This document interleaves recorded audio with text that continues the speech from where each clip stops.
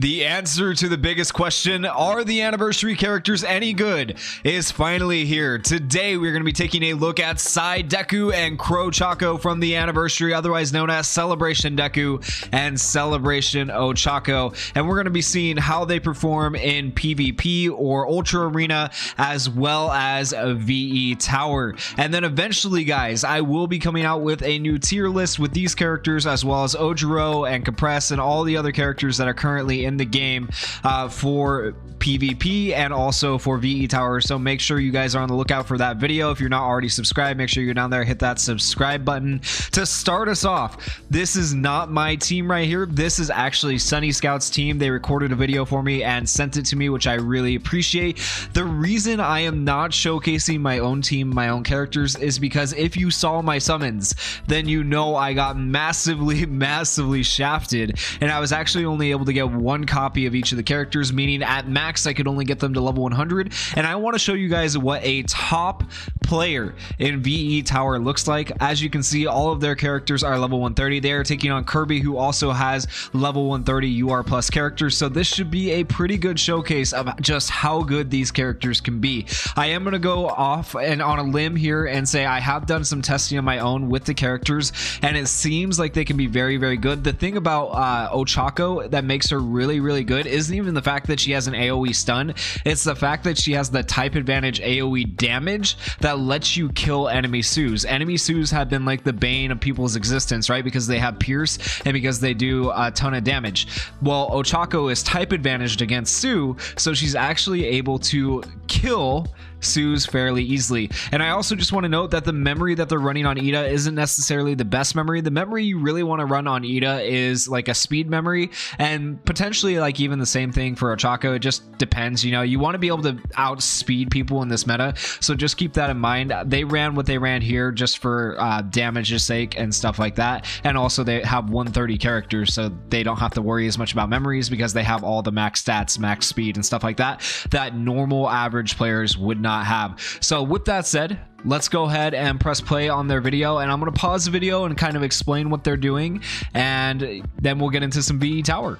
Okay, so as we get into it here, you can see the first, second, third, fourth, where's fourth? Fourth is over here, fourth, fifth, sixth, and eighth. That will change after you have selected your action skills for anyone that's newer to the game, and ideally you want your characters to be going first. They have target mode turned on. Target mode isn't necessary for all Ultra Arena battles, but it is very helpful if you guys haven't used target mode before. And the reason I'm saying these things is because it is the anniversary. It brings in a lot of new players. If you already know this stuff, well then just skip ahead past this part of the video, but hopefully if you're new, this helps you out a little bit. They are using Ida's first skill. It doesn't really matter with Ida which skill you use, they're both about the same, but then they are using Ochako's second skill, which is the stun all, so that way that skill comes back up after the plus ultra turn sooner, and then you have an AoE sooner. That's the reason they're using Ochako's AoE right here. And then they're using Deku's heal, that way it lasts for 2 turns and it does healing for your team. So let's go ahead and press play and see what they do. Sunny Scout is only playing at 2 times speed, so it's a little bit slower than what I normally showcase. I normally showcase at 3 times speed just because 2 times is a little too slow for me personally, but to each their own. You know, sometimes it's hard for people to hit the taps on 3 times. I mean, you guys have seen me miss the taps multiple times on 3 times speed. And it's also important to notice, I'm gonna back this up right here really quickly so you guys can see this. Jiro has bullseye. You can see this bullseye right here. When Ochako attacks, it actually removes the bullseye from Jiro, and I believe that's from an EX skill for Jiro that she gets that bullseye. So that's actually kind of unique. Most people probably won't have to worry about that because most people probably aren't going against level 130 Jiros unless you're in legend rank, but that's very cool that Ochako can remove that, so she's not going to be able to hit your Ida and do like confuse him or do a lot of damage to him. So we'll go ahead and rewatch this turn and watch as they go through it. And then you got the Sue, who's going to still, you know, do damage to your other characters, but yeah, it's fine. Ida draws aggro. We did not have speed advantage because of the memories that Sunny Scout had on their characters, so keep that in mind. If Sunny Scout had speed memories, they probably could have won the speed battle, and it might have been a little bit easier for them to do this battle. So just keep that in mind whenever you're watching this, that speed memories are actually in right now. Speed is where you want to be.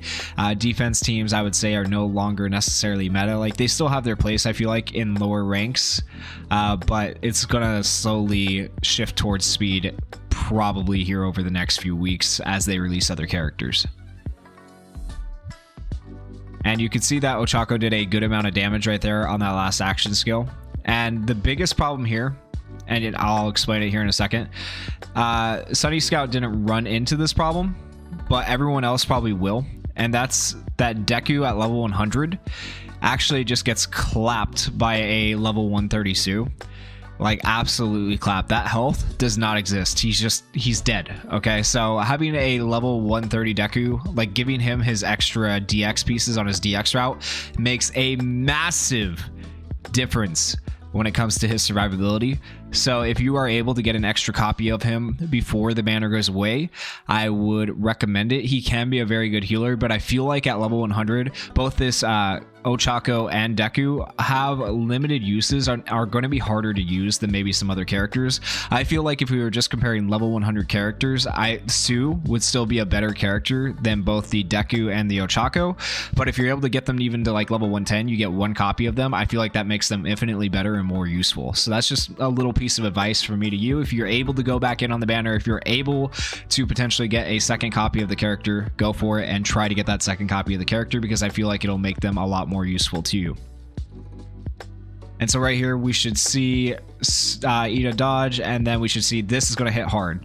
Okay, 78,000 on that Ida. Ida's completely dead. We hit Sue pretty hard here. She's not quite dead, so keep that in mind. That Ochako can't necessarily always one-shot Sue, but when she does one-shot Sue, it's nice. Right here, we're not going to have the speed advantage again because they have 3 characters with 3 action skills up. And Deku's pretty close to death. He might actually die. Oh, he almost died. He got so close. So you can see, even now at a level 130 team without speed advantage, it gets a little bit too close for comfort, in my opinion. But look at the damage that Ochako can do as the battle goes on. So that AoE attack is massive, right? So just keep that in mind. As the battle, I would say around turn 4 is where Ochako gets really, really strong. And I'm focusing on her because she's going to be the majority of your damage, whereas Deku is just like a good support. When it comes to like the question, is Deku better than Jiro? I'm gonna honestly, in my opinion, okay, so I'm gonna pause this for a second. I don't necessarily think Deku is better than Jiro. I think Jiro might have the slight advantage, so they both do similar things.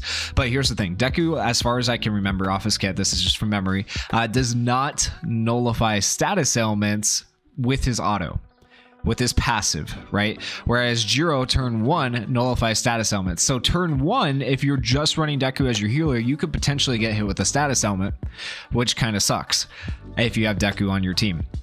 But if you have Jiro on your team, turn 1, you know you're not getting hit by a status element. So just keep that in mind. In my opinion, I think Jiro might be slightly better than Deku just because she has the nullify status element on her passive, and that procs turn 1. But for the rest of the battle, technically I think Deku might be the better support. So it just depends on if you have enough speed. If you have enough speed and you go first with Deku, right, then it does not matter because you're able to use his action skill and give yourself nullify. So the whole thing comes back to speed for making your teams good. So anyone who's wondering like how to climb an Ultra Arena right now, anyone who's new to Ultra Arena, or maybe you've been around for Ultra Arena for a while and you started playing like during the Kirishima meta where we had the defense meta. Defense meta felt very short-lived. We had speed meta before that, and now we're just going back to the speed meta essentially. So any speed memories you can level up is going to give you the advantage in any Ultra Arena match. Even here at level 130 at the higher ranks, speed is kind of everything. So do everything you can to increase your speed, memories, and that's going to give you a lot of advantage when it comes to Ultra Arena. That is the showcase for PvP. Once again, I'm not going to be showing my team here because my team I feel like is just not worth showing at level 100.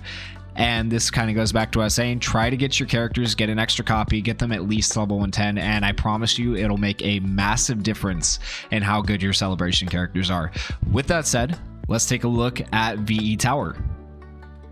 In VE Tower, we're going to be taking on double S difficulty of the critical stage versus Shigaraki and All For One. We are going to be starting by showcasing the new Celebration Deku. Now, the reason we're starting with him is because I feel like he is the worst of the two VE Tower units, meaning he's not bad, right? But he's just not as good as Uraraka, and I want to end it off like on a really strong note with Uraraka because I feel like she is such a good VE Tower character. Uraraka is a good VE Tower and PvP character. She is just so versatile in the game and really, really good. When it comes to this Deku, he can be really good as well, but he's just not quite as good. So let's take a look at his kit really quickly. I'm going to go over it, just, you know, skim it. I have gone over this kit previously in a video when these characters first came out. I'll give you guys my live reaction. So if you want me to go over this kit in detail, go check out that video where you can see that. But basically for his plus ultra move, what it's going to do is it's going to increase the power of your allies. It's going to give him the ability to nullify status ailments, and here's the big thing though, it gives him the ability to make a last stand 3 times. That's good because it gives him more survivability, but when do you really need a last stand in VE Tower, right? That's more of like, it's good for PvP. All that stuff is good for PvP, not as useful when it comes to VE Tower. The things we look for in VE Tower are technical hits, critical rate, status ailment, and plus ultra raise, as well as good cooldowns on his action skills. So if you look at his cooldowns, he has good cooldowns. He does have that going for him, but let's look at his action skills and see what else he has going for him. His first action skill is called Delaware Smash, and what this is going to do is it's going to decrease the critical hit rate of all opponents by 30%. It is an attack all, so that's good, and it counts as a technical hit whenever you decrease the opponent's stats, so that's a technical hit, which makes it good. The second action skill is Adaptability, and this one regenerates the HP of allies and gives, you know, nullification to status ailments to allies, but that doesn't really do anything for us when it comes to VE Tower. It doesn't give us technicals, it doesn't give us status ailments, crit raise, plus ultra raise, any of that stuff. So that skill actually on its own is pretty useless, but it's okay because of the auto skill that's down here. His first auto skill gives him the ability to nullify status ailments. As long as he can do that, it increases the power of allies and reduces their damage, which can give you more survivability and a little bit more damage in VE Tower. That can be useful, but not super great. But his second auto skill is where it's at. This one says, when used in a successfully executed skill chain, increases power of all allies by 10% up to 4 times. That is super good. But then in addition to that, it says, and increases characters plus ultra gauge by 20%, and then also reduces damage to character by 40% for 2 turns after receiving 3 attacks from an opponent with decreased critical hit rate. So he has a lot of survivability, but the main thing about this auto skill that makes him good for VE Tower is that it turns both of his action skills into technical hits when used in a successfully executed skill chain. And then to add to that, it's going to increase his plus ultra gauge. So any character that can increase their own plus ultra gauge and that has technical hits, I would consider to be a decent VE Tower character.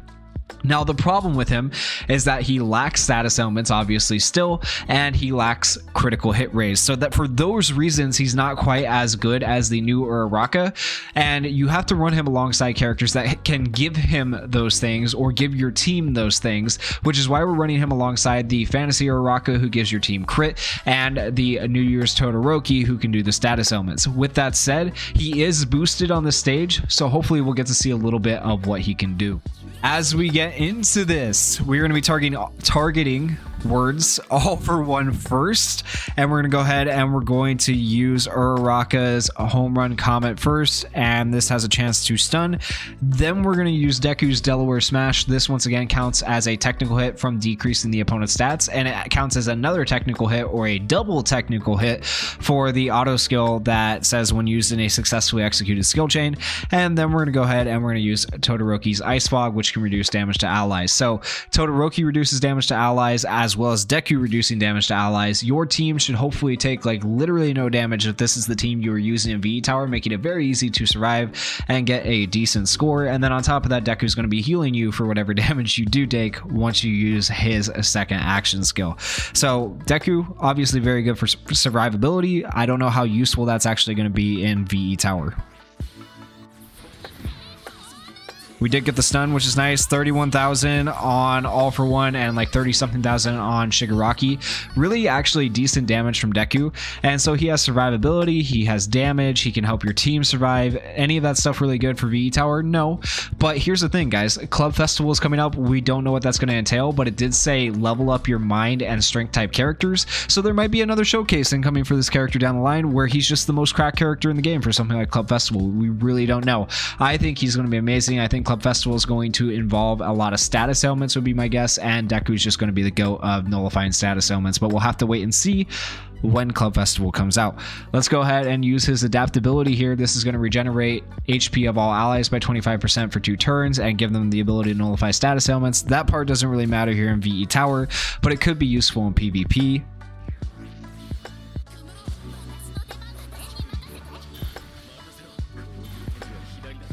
And it looks like we are getting the status elements with Todoroki. So as long as you pair Deku with a decent person for status element and a decent person for crits, because we're getting a decent amount of crits from having Uraraka on the team, you should actually be able to get decent scores using this character. Uraraka hits 99,000 damage. Let's see how much damage Deku can hit right here with his plus ultra. Also hits 99,000, so he's at least on par with Fantasy Uraraka, which you would expect from an Impact Fest character, right? And 99,000 from Todoroki. Actually, really good damage. And we actually killed both of them in 3 turns. That was a 3-turn clear. So you can't tell me that Deku's not strong. Like, he's obviously very strong, gives your team a lot of survivability. We did a little bit too much damage right there, but in just 3 turns, look at our technicals and crits. We got 11 crits, which is not bad in 3 turns. That's solid. And so running him alongside the other crit characters, obviously crit wasn't a problem is what I'm saying here, so it doesn't matter if he doesn't have crit. The technical hits are insane for 3 turns. 7 technical hits in 3 turns. Obviously he has good technical hits. We are running him alongside other characters who have good technical hits too, but he has good technical hits. Plus ultra moves, we hit 3, obviously. Status elements 4 within 3 turns. So like I'm saying, like, the stuff that he can't do is not necessarily a detriment. You just have to run him alongside the right characters. However, I do think he's less versatile than the new Celebration Ochako, and so for that reason, out of the 2 of them, I would probably not use him as much. I'd focus on leveling her up and using her when it comes to VE Tower. Realistically, I'd probably use her more in PvP as well, but let me show you guys how good she can be here in VE Tower.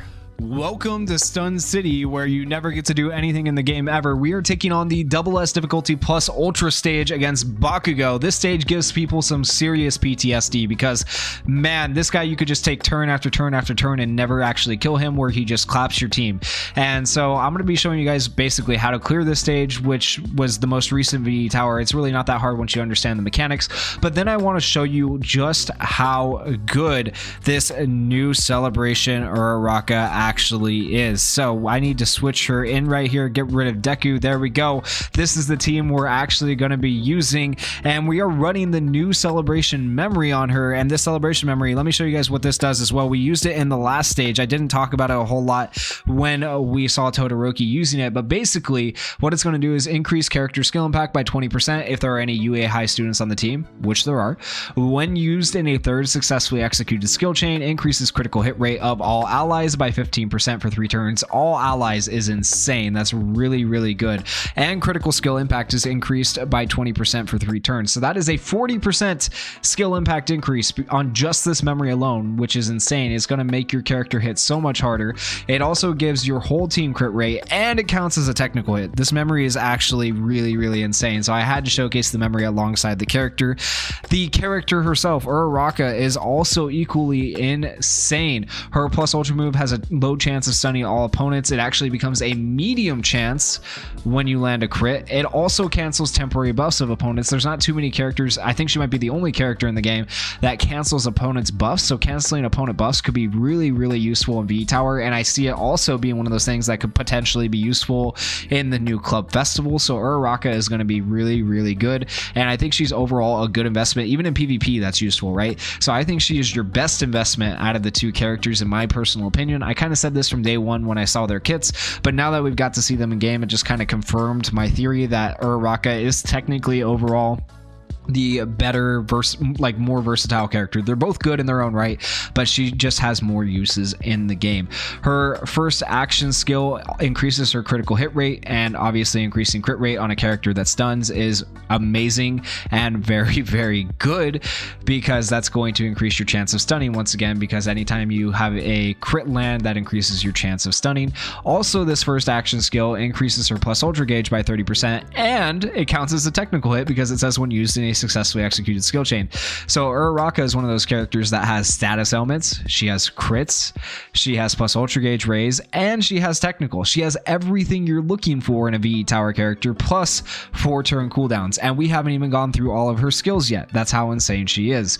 Her second action skill has a low chance of stunning all opponents. Once again, we are only going to be taking on one opponent, so we're not going to get to see that like in its full effect, but it is very, very good because it's basically a medium chance to stun all opponents, which is solid.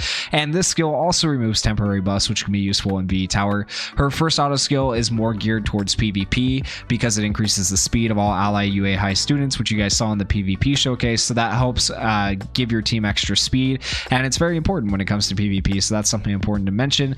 Also, she restores HP whenever she lands 3 critical hits. That's not as useful in VE tower, but once again, that's a thing in PvP that could be useful. Her second auto skill increases her own defense when she drops below 50% HP. Once again, more useful in PvP, not that useful here in VE tower, but it could be useful in certain scenarios. She also, here's the important part though, increases character's critical hit rate by 10% up to 5 times, and plus ultra gauge by 10% for every critical hit. Every time she lands a crit, she is increasing her own crit by 10% and her own plus ultra gauge by 10%, which is insanely like so good. She is going to be another top VE tower character. Fantasy Uraraka was already a really good VE tower character. This is just another good VE tower character to have on your roster, and I feel like running them side by side is going to be a lot of fun. And just welcome to Stun City. Let's get into it. So Bakugo has 583,000 health. We're not really going to do damage to him until we get our plus ultras, because this is the plus ultra stage. So our goal is to stun him and keep him stun locked so he can't enter destruction mode, because once he enters destruction mode, he gets a lot harder to kill, right? So we're going to go ahead and do our action skills in this order here, and we want to make sure we use the new celebration Ochako in the last skill chain. That way we're getting use of the memory, which is going to increase all allies critical hit rate by 15%. And this is also using this first action skill is going to increase her own crit rate and plus ultra gauge, which is nice, and count as a technical hit, so technically a double technical hit, with it saying being used in a successfully executed skill chain on the action skill. Okay, we landed that stun. That's good for us. And we did get the technical there, as you can see. We're going to go ahead and we're going to use this Uraraka skill first. Then we're going to use the overflowing strength to give ourselves Fajin. Typically, when you use Vigilante Deku, you want to use this third. But for the sake of the memory that we are running, we are going to use Uraraka's skill third, which has a chance to stun. Now, this stun is only for 1 turn, so that is a disadvantage to running, like using this character for stun locking, because obviously you're not... He'll come out of the stun next turn, essentially, is what I'm saying. Whether we stun or not right here. But it does count as a status element, so that's good if we land the stun. It doesn't look like we landed the stun though, so we didn't get the status element, which is fine. We should be able to land one of our stuns here, and then on her plus ultra she can stun for 2 turns, just like Vigilante Deku, and she removes the opponent's buffs. I don't know if Bakugo actually has any buffs right now. No, he doesn't even have any temporary buffs. Temporary buffs have a counter on them. He does have power up, but that's a permanent buff, so we can't remove temporary buffs from him. But if we go ahead and take a look at our crit rate here, we should see that our crit rate is up by quite a bit. We have crit rate up by 15% from the memory, crit rate up by 30% from her action skill, so that's 45%. We have another critical hit rate up by 15% up here, so that is 60%. And we have another critical hit rate up here by 30%, so that's 90% critical hit rate up. So this Celebration Ochako has a 90% chance to land a crit, and whenever you land a crit, it takes that low chance to stun up to a medium chance to stun, so that's kind of insane, and you can see why I call this Stun City. Now that I'm saying that though, watch me miss the stuns. We'll see.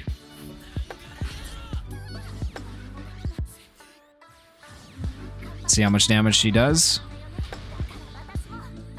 68,000, and she landed the stun. Honestly, not bad in damage. I'm sure Vigilante Deku will outshine her with damage. Yep, as he always does. But he did miss his stun, so having her here to land the stun was actually useful. And then we have plus ultras again, just back to back. Let's see if we can stun again with her. If we can, that'll be nice. Yep, just keep the stun lock going. Beautiful. That's exactly what you want to see. And then now we'll go ahead and do this, and we'll use her stun again. And we're just going for status elements at this point. And we're going to see how many turns it takes us to actually get this done. Vigilante Deku for another 99,000. He's stunned up again. And we're on turn 6 here. We should be able to finish it up here On turn 6, we'll go ahead and use these action skills. And Bakugo is just never allowed to do anything. Oh, 48,000. Ah, I should have used both plus ultras there. Okay, we're going to finish it up on turn 7. You could actually probably easily turn 5 this, I would say. But in this case, we didn't, just because of RNG. And I'm not going to, go through resetting a whole bunch of times, repeating myself a bunch of times to try and show you guys a perfect 5-turn clear. But I promise you could probably get a 5-turn clear out of this team by just switching up memories a little bit or stuff like that. It wouldn't be too hard to do. So let's take a look at our stuff. We had 27 critical hits. We had 10 technicals. So the technicals weren't really a problem. It did take us 7 turns to get the technicals, but I feel like my action skill order wasn't necessarily the best. So we could have probably got more technicals and less turns. Same thing with the skill chains, but critical hits obviously were not a problem. Plus ultra moves, obviously not a problem, 8 of them. Status elements, once again, definitely not a problem, 7 status elements. And then a 4,972 score really isn't that bad when at the time of this VE tower being out, I think the high score was like 5,033, maybe a little bit higher than that, somewhere around there. So a 4,972 score on double S difficulty of the plus ultra stage final 4 is really not too bad. So I think this Uraraka has just so much versatility in the game. She's going to be useful in VE Tower. She's going to be useful in PvP, as you guys saw. And I think she's also going to be useful in the Club Festival. I think Deku has a chance to be useful in the Club Festival, but when it comes to PvE, VE Tower, he's not quite as useful.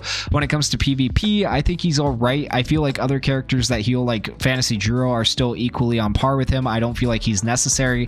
So if I had to say pull for one character on this anniversary and try to get that one particular character, I would probably personally choose Uraraka. Hopefully this helps give you guys an idea if you're trying to figure out who to get a DX piece for or stuff like that. If you guys did enjoy this video, please go down there, hit that like button, hit that subscribe button. Trying to get to 10,000 by the end of the year, and I need your guys' help, so please help me out. And of course, I will be doing the PvP tier list, the PvE tier list here coming up shortly, as well as probably doing another somewhat showcase on these characters when Club Festivals come out. Thank you guys for watching. Peace.